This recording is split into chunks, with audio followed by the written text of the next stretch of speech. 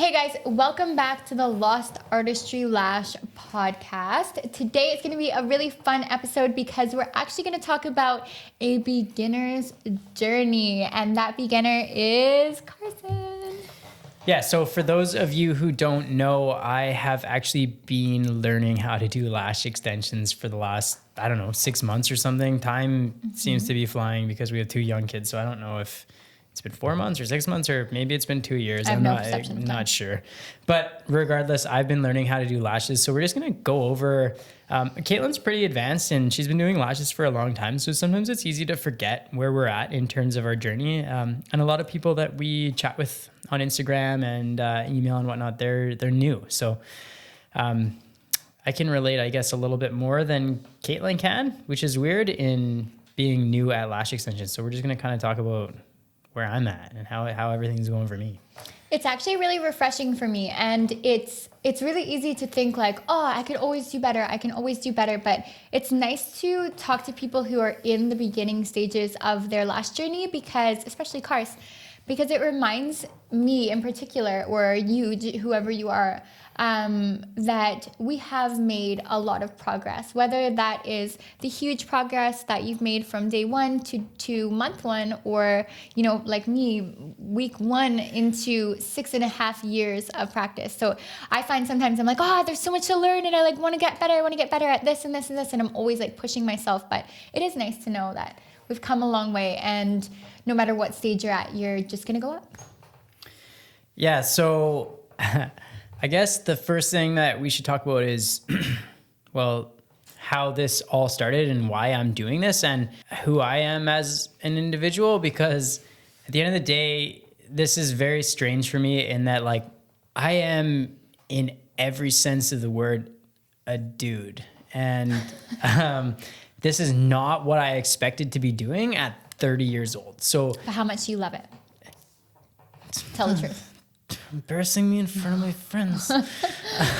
But no, it's been a fun and a cool journey. I can kind of liken it to that like typical scene in a movie where like there's a girl in the bar and she's like playing pool and she doesn't really know how to play pool, and the like cowboy goes up behind her and like goes around her back and like holds onto the pool stick and shows her how to. It's kind of like that, but the opposite. I'm like holding tweezers and Caitlin like slides up behind me and wraps her arms around me. So attractive. Holds onto my hands and guides my tweezers. I'm like so excited. Do you know how proud I am for real? I'm like, I get so excited when he like makes the base perfectly flush with the natural lash. I'm like, oh, nailed it. So excited, like a proud mom.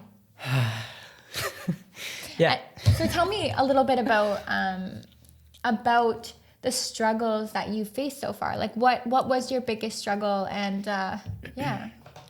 One thing that I haven't talked about in the videos that we've done, and I'm sure there's people out there that are experiencing these things, and maybe I should have talked about one of these in the videos that we did, but it's tough in those videos because it's not like a long form like this where we can just sit down and have a conversation. We only have a certain amount of minutes that we can put in those videos. But one thing that has been a real struggle for me is I had a back injury in oil and gas, and so two of my ribs actually detached from my spine, which is kind of gross, but it never fully healed. So I have two ribs that don't attach properly to my spine. So sitting for an extended period of time is really difficult. And we've had a number of people actually reach out to us. Is it carpal tunnel? There's been a few people that have said they have carpal tunnel and arthritis and stuff, and they've actually reached out to us and been like, oh, we're so thankful that you have pro fans and pre-fans and stuff, as I was worried I wouldn't be able to continue in the industry, and it's been a game changer for my business. So that's one thing that I just wanted to mention, throw it out there, that sitting for an extended period of time is really hard on your body and hard on your back, especially if you have any sort of issues. So make sure that you're really paying attention to your posture and you have a good chair. Like those saddle chairs, for instance, they're pretty good about like, keeping your posture and stuff. But that's something I just wanted to bring up is that, if you have any sort of like physical ailments and you're getting into the industry, it can be a challenge. It's difficult to sit there like hunched over someone for 2 hours. Or 4 hours in my case. But so that's been a challenge in itself, just just wanted to throw that out there and say that. On that note, it might be a good opportunity to maybe think about that. Like, is that an issue for you? If it is, maybe lashing is a great thing to do part-time, or maybe if you're a little bit slower at making your fans, then maybe you would want to look into pre-fans or something like that to just kind of help get you through services faster, or to kind of split it up and just do it casually instead of relying on it for your everyday income. Yeah, I am pretty much the exact opposite of someone who should be doing this, in that, like I mentioned earlier, is I don't do well with meticulous details, and I actually have kind of shaky hands as well. So it's been very challenging, but it's also really rewarding to actually see some development and improvement in what you're doing. So I believe with the right intention, the right teacher, and the right information, that you can get pretty good even without a natural talent. Like Caitlin is naturally talented at like most things that she does, and lashes is one of them. So she really takes to the beauty industry really well. Caitlin actually started, she did hair before all of this, and she still does hair. So Caitlin still does like wedding hairs and stuff. And those like photos on Instagram you see of like crazy updos and hairstyles, she does those, and she can just like look at someone's head and just create like this giant octopus, like beautiful hairstyle on their head. And it's just like normal for her. So for her to do lashes, it's super easy. But for me, I don't understand the art and the creativity to pretty much anything, that whether it's beauty or whatever it is, and music and whatnot. It's just not really the way my brain operates. So it's been really challenging for me, but with the right intention and dedication, I've been able to, I can do like a pretty decent set of lashes, and it's been a while, and I've been practicing, and I've stayed dedicated, and I've been working in the evening and working hard. But my point is that if this is something that you want to do, even if it might not be like something that naturally you just instantly get, if you work hard at it and you have the right information and you practice and you have that grit and determination, you will succeed and you will do well. On that, I've taught a lot of students throughout the course of this journey, and I have talked to so many who are like, no, lashes aren't for me, lashes aren't for me. And for like the first year in checkups and stuff, they've said that. And then after a while, something just clicks. Like you really just understand it, and it becomes, I know this is hard for a lot of people to believe, because they probably feel like, no, this is crazy, but it does become therapeutic after a while, and it doesn't take thought as much as it does in the beginning. Trust me, if you get to that point, there's no going back, and it's really relaxing. Yeah, I actually recently have experienced that. So I've kind of like broken through that wall of like the frustration and the annoyances of trying to apply these lashes and stuff. And all of a sudden I get into almost like this flow state where I'm like this blind ninja that just knows how to properly isolate and like lay lashes and get them close to the lash line. Like one of the things that I really struggled with is I was so nervous of attaching a lash to the person's actual skin, their eyelid and stuff. And my like shaky little hands were struggling to get it, what is it, like 1 millimeter away? Is that right? 0.5 millimeters to 1, 0.5 to 1. Yeah. So I told him 1 because I was terrified. Yeah. And I was too. So, but I've learned now to like, lean over the top of the person and really like not be afraid to use my hands to pull their eyelid back and really see where I'm attaching that. And I get into this state now lately when I'm doing it. And a lot of it I'm practicing on like my family members and stuff, but, pulling that lid back and like I'm just bam, bam, bam, like just attaching lashes right, left, and center, and it's sweet. Like you get into this cool little flow, and it's like sick. Like I just like isolated like 14 lashes in a row and just nailed it every time, like perfect application, and it's cool. Like you work hard at it, and you put that time in, and then all of a sudden it's like you break past this barrier and you start to understand. Like it really recently has happened for me where it's like kind of clicking, and it's like, oh, okay, sweet. It's like almost like magnetic. Like the lash is just like sucking on to the natural lash, whereas before I was like bouncing around and like gluing lashes together and like just couldn't figure out how to attach them. I'm going to tell you probably why they're magnetic, because in the beginning, Carson was afraid to prime the lashes like closer to the lash line. So you start in the middle of the lash, you work upwards, but when you come to the lid, like he was really scared to touch the lid. And you're not, but when you're priming, like he didn't get all the way down near the base, even after there wasn't a lot of solution on there. If you don't know what I'm talking about, look it up, how to properly apply primer. But if you properly clean that that lash at the base, then you're gonna get a lot more of a magnetic result, and the lash will really want to attach to it. Yeah, that's true. Like everything that I've done in this, I've been very, very nervous. Like I'm afraid to glue lashes together. I'm afraid to like get super bond or primer in the person's eyes and stuff. So I've been very, very cautious. But yeah, exactly what Caitlin says is 100% accurate. Like if you get those lashes primed and ready for like a solid application, it's weird. Like the lashes just like sucks onto it. And I've watched Caitlin doing it before. I'm like, why doesn't it work like that when I try and do it? Like I like watch her applying lashes, and it's like, she puts the fan or the classic lash next to the natural lash, and it's almost like it just like sucks on there. I'm like, what the hell am I doing? Like, why is it not like that for me? Why do I have to bounce over like 4 different lashes and I got like glue everywhere? Somehow there's glue on my hand. And that was a huge part of it, is like not being afraid to prime. And obviously you don't want to get in their eyes and stuff. Like you don't want to go crazy with it or anything, but.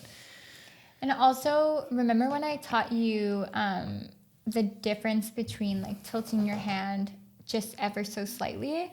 It's all about just like moving your hand in different areas to find out what works best. Like your hand should never hold your tweezers in the exact same spot at the exact same angle for every part of the eye. You're adjusting your angles pretty much every area of the eye that you work.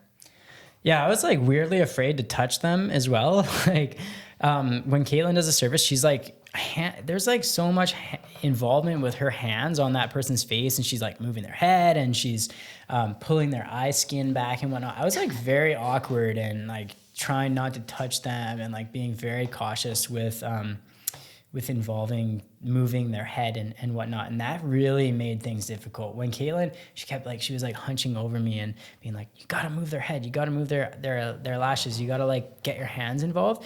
That was a game changer when I finally got comfortable with being like, all right, like I can use my hands to assist in isolation. Like I can use the other tweezer to like, or the tweezer that I'm going to apply the lashes with, I can use those to like help the isolation process. And it gets to this point where like you get comfortable and you recognize that like that confidence also translates over to the client that you're working on. And then if you're confident, they also feel confident in what you're doing. Things just start flowing a lot smoother, and it gets a lot more comfortable, and the whole process just overall becomes way more efficient. So tell me, my goal in this was to make you understand the products and like fall in love with them. And what has been your favorite product so far?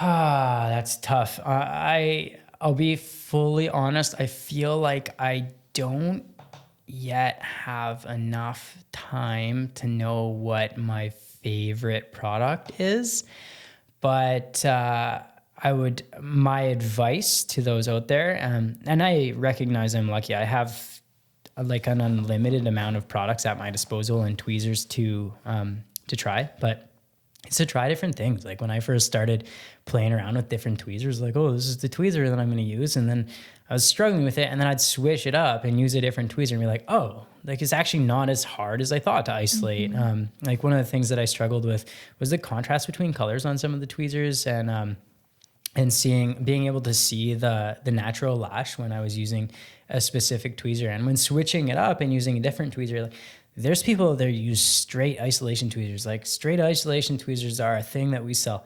And I don't understand how people can use them, but some people love them. I don't understand it, but some people love them. And maybe the thing that I'm using, other people wouldn't like. So again, I'm lucky that I can try all of them, but I would recommend to anyone trying different things, whether it's from our company or another company, try different things. Eventually you're going to find that like unicorn. I've heard people say like, oh, it's my unicorn tweezer.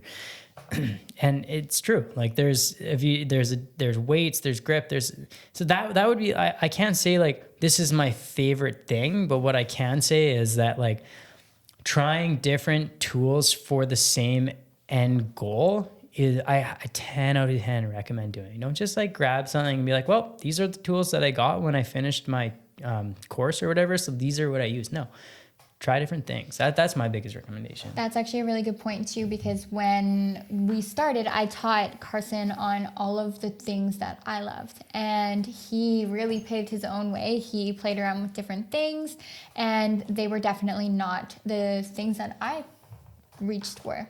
So it's really good to just know that there are options out there and not be afraid to try them and just get creative. Yeah, and practice at home. Like if you're new or if you're not new, like I haven't got a lot of experience. So of course, like I'm at home and I'm for some reason, like I mentioned earlier, kind of really nervous to screw up. So I like do it in the evening on pads and stuff. But Caitlin's been doing this for a long time and she's like super good at what she does. And still, like every night she's practicing. Like what people don't realize is when they see a set, it's like, oh, how is Caitlin so good? And I can say this because like I'm her partner. Caitlin's super humble about things, but she's amazing at what she does. But she didn't get to that just overnight. Like Caitlin's still this far in the journey is doing lashes at home on a sponge or on a mannequin. We have a mannequin at home and she's regularly doing lashes. Instead of sitting around watching Netflix and YouTube like I'm doing, Caitlin is practicing and doing lashes. And so I would highly encourage, regardless of what stage you're at, you can always improve your craft. Like you're never, mastery is not something that is actually achievable. It's something that you're always working towards, no matter what stage of the game you're at. So that's my recommendation.